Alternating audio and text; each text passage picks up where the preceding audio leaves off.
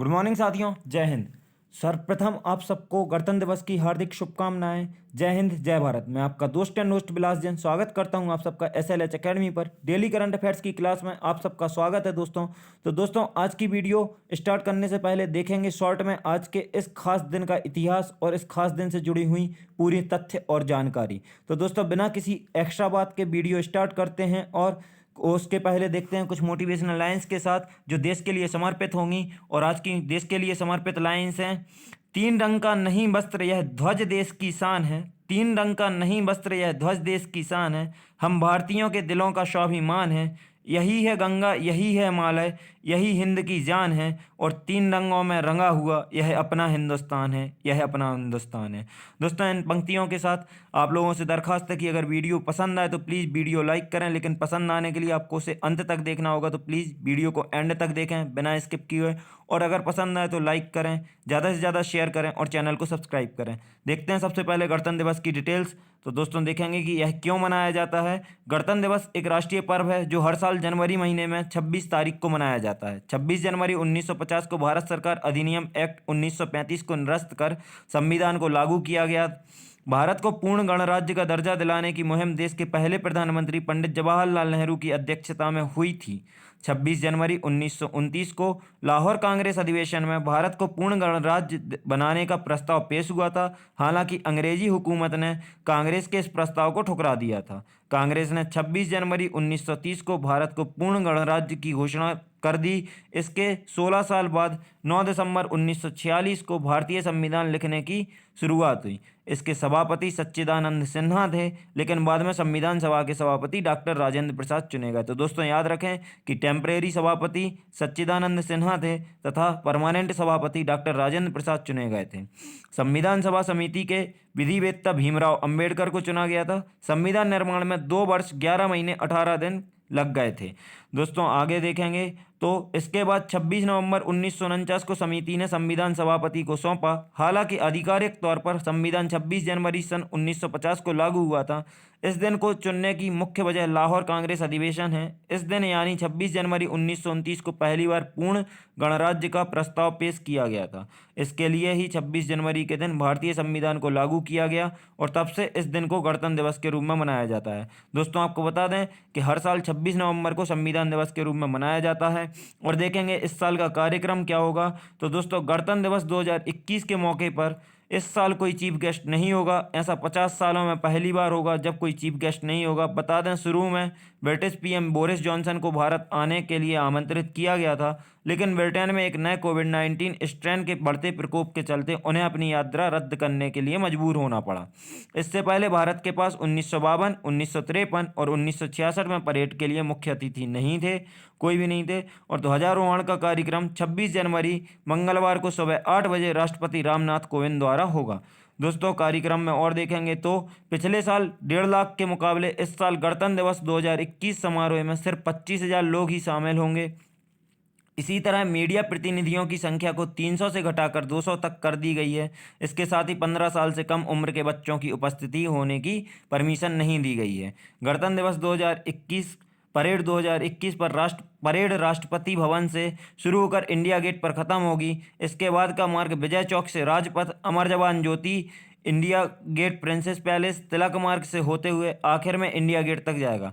पिछले साल भारतीय वायुसेना में शामिल राफेल लड़ाकू जेट पहली बार परेड में भाग लेंगे। परेड में भारत की पहली महिला फाइटर पायलट भावना कंठ, नाम याद रखें दोस्तों, और बांग्लादेश सशस्त्र बलों की एक टुकड़ी भी शामिल होगी। साथ ही दोस्तों, आपको बताएं तो इस साल नहीं होगा कोई मोटरसाइकिल स्टंट, बंद किया गया है और बांग्लादेश सेना की टुकड़ी हिस्सा लेगी। तो इसके लिए आप हमारी एक वीडियो देख सकते हैं। और कोविड-19 वैक्सीन पर भी निकलेगी झांकी। तो ये इतने खास कार्यक्रम हैं। देखते हैं दोस्तों आज का प्रश्न, पहला प्रश्न, और पहले प्रश्न पर नजर डालेंगे। किस राज्य सरकार ने हाल ही में पंख योजना को लॉन्च किया है? आपके ऑप्शंस हैं: A Bihar, B Punjab, C Rajasthan और डी मध्य प्रदेश। तो दोस्तों आपको बता दें कि मध्य प्रदेश राज्य सरकार ने हाल ही में पंख योजना को लॉन्च किया है। और इसके साथ ही दोस्तों आपको बताएं कि इस योजना को बेटी बचाओ बेटी पढ़ाओ के अंतर्गत मुख्यमंत्री ने लॉन्च किया है।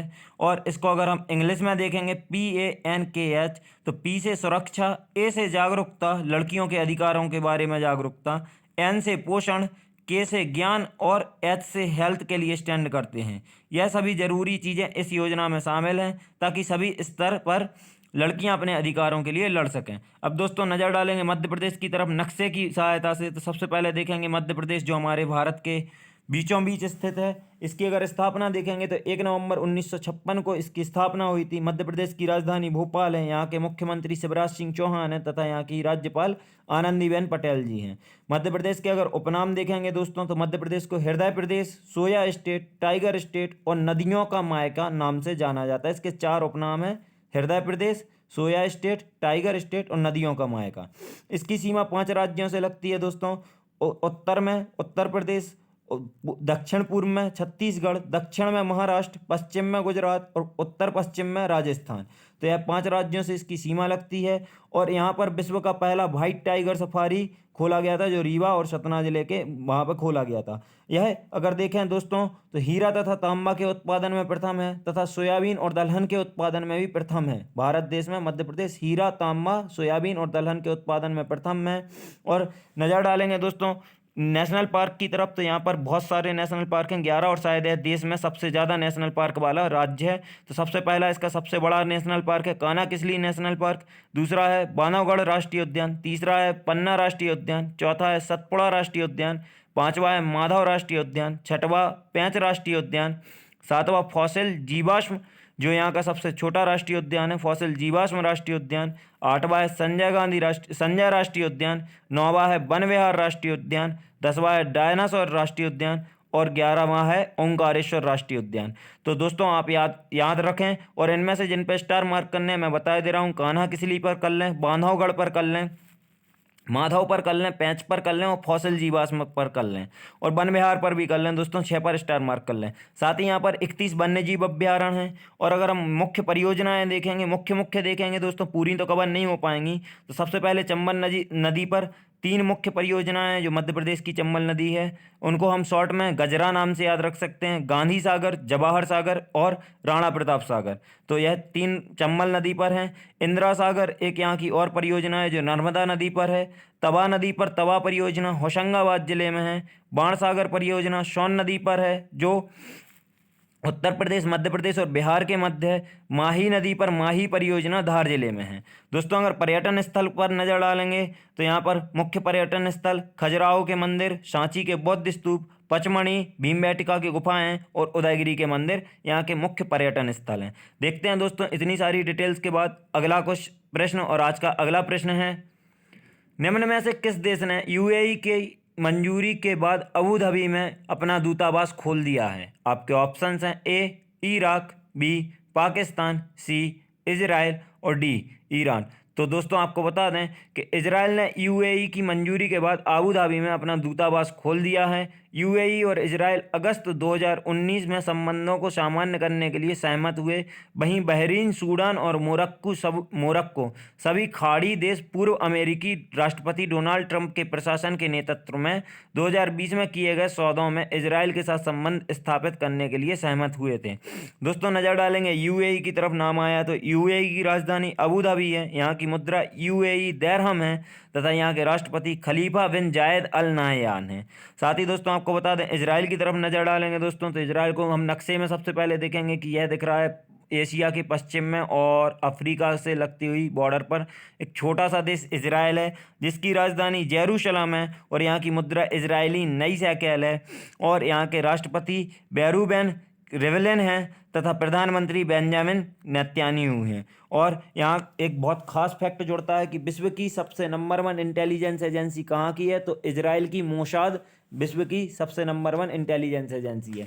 देखते हैं दोस्तों आज का अगला प्रश्न। और आज का अगला प्रश्न है, केंद्र सरकार ने हाल ही में किस पूर्व न्यायाधीश को Z+ सुरक्षा प्रदान की है? आपके ऑप्शंस हैं A पूर्व न्यायाधीश रंजन गोगोई, B पूर्व न्यायाधीश मदन B लोकुर, C पूर्व न्यायाधीश दीपक मिश्रा और डी पूर्व न्यायाधीश जगदीश सिंह खेहर। तो दोस्तों आपको बता दें केंद्र सरकार ने हाल ही में पूर्व न्यायाधीश रंजन गोगोई को Z+ सुरक्षा प्रदान की है। केंद्र सरकार ने केंद्रीय रिजर्व पुलिस बल CRPF को रंजन गोगोई की सुरक्षा देने की जिम्मेदारी दी है। स्पेशल प्रोटेक्शन ग्रुप की सुरक्षा के बाद Z+ भारत की सर्वोच्च सुरक्षा श्रेणी है। इस श्रेणी में संबंधित विशिष्ट व्यक्ति को सुरक्षा में 36 जवान होते हैं। इसमें 10 से ज़्यादा NCG कमांडो के साथ दिल्ली पुलिस, ITBP या CRPF के कमांडो और राज्य के पुलिसकर्मी शामिल होते हैं। देखते हैं दोस्तों आज का अगला प्रश्न, और आज का अगला प्रश्न है अमेरिकी राष्ट्रपति जो बाइडेन ने हाल ही में स्ट्रैटेजी आर्म रिडक्शन ट्रेटी संधि को कितने साल तक बढ़ाने का प्रस्ताव दिया है। आपके ऑप्शंस हैं A 7 साल, B 5 साल, C 3 साल और D 4 साल। तो दोस्तों आपको बता दें कि हाल ही में अमेरिकी राष्ट्रपति जो बाइडेन ने स्ट्रैटेजिक आर्म्स रिडक्शन ट्रेट संधि को 5 साल तक बढ़ाने का प्रस्ताव दिया है। प्राग मतलब जो चेक गणराज्य की राजधानी में 2010 में अमेरिका और रूस के बीच नई स्टार्ट संधि पर हस्ताक्षर किए गए थे। यह संधि 2011 में लागू हुई थी। न्यू स्टार्ट संधि के औपचारिक नाम रणनीतिक आक्रामक हथियारों में कमी और सीमित समिति के लिए उपाय हैं। अमेरिका और रूस द्वारा परमाणु हथियार उत्पादन और उपयोग को कम करने के लिए इस संधि पर हस्ताक्षर किए गए थे। दोस्तों नज़र डालेंगे अमेरिका की तरफ, तो सबसे पहले अमेरिका की राजधानी वॉशिंगटन DC है तथा यहाँ की मुद्रा US डॉलर है। यहाँ के राष्ट्रपति नवनिर्वाचित जो बाइडेन तथा उपराष्ट्रपति कमला हैरिस हैं। और आपको बता दें दोस्तों ये वॉशिंगटन DC में विश्व बैंक तथा IMF का मुख्यालय है। और जो बाइडेन तथा कमला हैरिस को time person of the year 2020 का अवार्ड दिया गया है। अमेरिका में सुपीरियर झील है जो मीठे पानी की विश्व की सबसे बड़ी झील है तथा अमेरिका और कनाडा के बीच में 49 डिग्री अक्षांश रेखा प्राकृतिक सीमा बनाती हैं। अमेरिका का न्यूयॉर्क बंदरगाह विश्व का सबसे बड़ा बंदरगाह है जहां पर UNO का मुख्यालय है तथा यहाँ येलोस्टोन नेशनल पार्क है जो विश्व का पहला नेशनल पार्क है। और दोस्तों आपको बता दें अमेरिका का शिकागो जंक्शन विश्व का सबसे बड़ा जंक्शन है। और अमेरिका का ऑटोमोबाइल हब डेट्रॉइट है। और भारत का ऑटोमोबाइल हब पीथमपुर को कहा जाता है। पीथमपुर हमारे धार जिले में है मध्य प्रदेश के। और पीथमपुर को शुष्क बंदरगाह भी कहा जाता है। अमेरिका की IT सेक्टर का हब सिलिकॉन वैली है और भारत का सिलिकॉन वैली बेंगलुरु शहर को कहा जाता है। अमेरिका मक्का व सोयाबीन उत्पादन में विश्व में पहले स्थान पर है। और अमेरिका में एक अटलांटा अंतर्राष्ट्रीय हवाई अड्डा है जो विश्व का सबसे व्यस्त हवाई अड्डा है। और दोस्तों आपको बता दें अमेरिका देश क्षेत्रफल तथा जनसंख्या की दृष्टि से तीसरे नंबर पर है। जनसंख्या में पहले पर चीन, दूसरे पर भारत और तीसरे पर अमेरिका तथा क्षेत्रफल पर पहले में रूस, दूसरे में कनाडा और तीसरे पर अमेरिका है। और यहाँ पर स्टैच्यू ऑफ लिबर्टी न्यूयॉर्क शहर में है। दोस्तों साथ ही बता दें भारत और अमेरिका के बीच में 2020 में 4 मुख्य युद्धाभ्यास हुए और जो इस प्रकार हैं। पहला वज्र प्रहार युद्धाभ्यास, दूसरा टाइगर ट्रंप युद्धाभ्यास, तीसरा मालाबार युद्धाभ्यास और चौथा युद्धाभ्यास। दोस्तों देखते हैं आज का अगला प्रश्न, और आज का अगला प्रश्न है प्रधानमंत्री राष्ट्रीय बाल पुरस्कार 2021 के लिए निम्न में से कितने बच्चों को चयनित किया गया है। आपके ऑप्शंस हैं 22, ऑप्शन B 42, C 32 और D 12। तो दोस्तों आप लोग आंसर पहले से देख पा रहे हैं कि प्रधानमंत्री राष्ट्रीय बाल पुरस्कार 2021 के लिए 32 बच्चों को चयनित किया गया है। बच्चों को यह पुरस्कार नवाचार, खेल, कला, संस्कृति, बहादुरी और समाज सेवा जैसे विभिन्न क्षेत्रों में उनके असाधारण प्रदर्शन और उपलब्धि के लिए दिया जाता है। मंत्रालय के अनुसार कला एवं संस्कृति के लिए 7, नवाचार और के लिए 9, शिक्षा क्षेत्र में 5, संस्कृति के लिए 7, नवाचार के लिए 9, शिक्षा क्षेत्र में 5, 7 बच्चों को खेल, 3 को बहादुरी और 1 बच्चे को समाज सेवा में उनके प्रयास के लिए सम्मानित किया जाएगा। दोस्तों देखते हैं आज का अगला प्रश्न, और आज का अगला प्रश्न है हाल ही में किस रेलवे जोन ने लगभग 3.5 किलोमीटर की एक इकाई के रूप में मालगाड़ियों के 5 रैक जोड़कर सबसे लंबी मालगाड़ी का सफलतापूर्वक संचालन करने का रिकॉर्ड बनाया है। आपके ऑप्शंस हैं A उत्तर पूर्व मध्य रेलवे, B दक्षिण पूर्व मध्य रेलवे, सी दक्षिण पश्चिम मध्य रेलवे और डी उत्तर पूर्व मध्य रेलवे। तो दोस्तों आपको बता दें, हाल ही में दक्षिण पूर्व मध्य रेलवे जोन ने लगभग 3.5 किलोमीटर की एक इकाई के रूप में मालगाड़ियों के 5 रैक जोड़कर सबसे लंबी मालगाड़ी का सफलतापूर्वक संचालन करने का रिकॉर्ड बनाया है आपके। और आगे बता दें कि बाशुकी नामक इस गाड़ी ने भिलाई और कोरबा के रेलवे स्टेशनों के बीच 224 किलोमीटर की दूरी लगभग 7 घंटे में तय की। 5 मालगाड़ियों के लंबे हॉल रैक के 300 वैगनों से युक्त बाशुकी एक पायलट, एक सहायक लोको पायलट और एक गार्ड की मदद से चली। दोस्तों साथ में आपको बता दें कि दक्षिण पूर्व मध्य रेलवे ने हाल ही में शेषनाग और सुपर एनाकोंडा नाम से मालगाड़ियां चलाई थी, जो भी अपनी लंबाई के कारण आकर्षण का केंद्र रही हैं। दक्षिण पूर्व मध्य रेलवे का मुख्यालय बिलासपुर में है तथा इसकी स्थापना 1998 में हुई थी, जब से यह 1998 से वर्तमान तक कार्यरत है। और दोस्तों आपको इससे रिलेटेड और फैक्ट बता दें तो यह भारत का सबसे अधिक आय अर्जित करने वाला जोन है तथा इसके अंतर्गत मंडल देखेंगे तो बिलासपुर मंडल, रायपुर मंडल तथा नागपुर मंडल इसके अंतर्गत आते हैं। देखते हैं दोस्तों आज का अगला प्रश्न। और आज का अगला प्रश्न है, गणतंत्र दिवस के उपलक्ष्य में किस सैनिक को मरणोपरांत महावीर चक्र प्रदान करने की घोषणा की गई है? आपके ऑप्शंस हैं, ए कर्नल रमेश बाबू, बी कर्नल संतोष बाबू, सी कर्नल सुरेश बाबू और डी कर्नल जीतेश बाबू। तो दोस्तों आपको बता दें, गणतंत्र दिवस के उपलक्ष्य में कर्नल संतोष बाबू को मरणोपरांत महावीर चक्र प्रदान करने की घोषणा की गई है। कर्नल संतोष बाबू गलवान घाटी में चीनी सैनिकों के साथ संघर्ष में शहीद हुए थे तथा महावीर चक्र जो होता है उसके बारे में बता दें कि युद्ध काल में दिया जाने वाला दूसरा सर्वोच्च वीरता पुरस्कार है। कौन सा? महावीर चक्र। इसी के साथ सीआरपीएफ के एएसआई जो थे असिस्टेंट सब इंस्पेक्टर मोहनलाल को वीरता के लिए सर्वोच्च पुलिस पदक प्रदान करने की घोषणा की गई है। देखते हैं दोस्तों आज का अगला प्रश्न। और आज का अगला प्रश्न है, 2021 में कुल कितने लोगों को पद्म विभूषण पुरस्कार देने की घोषणा की गई है? आपके ऑप्शंस हैं, ए 4, बी 5, सी 6 और डी 7। तो दोस्तों आपको बता दें कि 2021 में कुल 7 लोगों को पद्म विभूषण पुरस्कार देने की घोषणा की गई है। जापान के पूर्व PM Shinzo Abe, singer SP Bala Subrahmanyam, sand कलाकार सुदर्शन साहू, पुरातत्वविद बीबी लाल, मौलाना बहीउद्दीन खान, मेडिसिन के क्षेत्र में कार्य करने वाले डॉक्टर मोनप्पा हेगड़े, नरेंद्र सिंह कपानी, विज्ञान और इंजीनियरिंग के क्षेत्र में, इन 7 लोगों को पद्म विभूषण पुरस्कार प्रदान करने की घोषणा की गई है। दोस्तों आपको साथ ही बता दें कि 2021 में पद्म भूषण पुरस्कार 10 लोगों को तथा पद्मश्री पुरस्कार 102 लोगों को दिया जाएगा। देखते हैं दोस्तों आज का अगला प्रश्न। और आज का अगला प्रश्न है, योगी आदित्यनाथ सरकार ने उत्तर प्रदेश के विधानमंडल में कब बजट सत्र रखने की घोषणा की है? आपके ऑप्शंस हैं, ए 28 जनवरी, बी 1 जनवरी, सी 18 जनवरी और डी 28 फरवरी। तो दोस्तों आपको बता दें, योगी आदित्यनाथ सरकार ने उत्तर प्रदेश के विधानमंडल में 18 फरवरी को बजट रखने की घोषणा की है और वित्तीय वर्ष 2021-22 का बजट योगी सरकार का 5वां और इस कार्यकाल का आखिरी पूर्ण बजट होगा। दोस्तों साथ ही आपको बता दें कि यह विधानसभा चुनाव के पहले आखिरी बजट है, तो इसे चुनावी बजट भी समझा जा सकता है। दोस्तों देखते हैं आज का अगला प्रश्न। और आज का अगला प्रश्न है, हाल ही में उद्यम सारथी ऐप की शुरुआत किस राज्य सरकार ने की है? आपके ऑप्शंस हैं, ए मध्य प्रदेश, बी उत्तर प्रदेश, सी राजस्थान और डी पंजाब। तो दोस्तों आपको बता दें, हाल ही में उद्यम सारथी ऐप की शुरुआत उत्तर प्रदेश राज्य ने की है। और आप लोग सोच रहे होंगे कि राज्य का नाम आया लेकिन मैंने एक्सप्लेन नहीं किया, तो वो इसलिए क्योंकि उत्तर प्रदेश राज्य का नाम अगले क्वेश्चन में फिर से आने वाला था। उद्यम सारथी ऐप में राज्य और केंद्र सरकारों सहित विभिन्न विभागों और क्षेत्रों में कहीं भी और किसी भी समय व्यापार के अवसरों के बारे में डेटा की एक विविध श्रेणी शामिल होगी। इसे one district one product ODOP योजना के तहत लॉन्च किया गया।